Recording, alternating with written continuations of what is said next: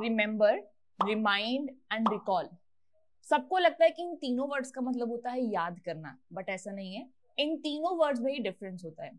Number 1, remember. Remember का मतलब होता है ओनली याद। फॉर एग्जाम्पल, क्या आपको याद है? Do you remember? हाँ, मुझे याद है। Yes, I remember. लेकिन रिमाइंड का मतलब होता है किसी को याद दिलाना। फॉर एग्जाम्पल, प्लीज मुझे याद दिला देना, प्लीज रिमाइंड मी। तुम तो मुझे मेरी बचपन की याद दिलाती हो, you remind me of my childhood. Remind के साथ आपको याद रखना है, हम ऑफ प्रपोजिशन का यूज करेंगे। एक और एग्जाम्पल देखते हैं। ये किताब मुझे मेरे कॉलेज की याद दिलाती है, this book reminds me of my college days.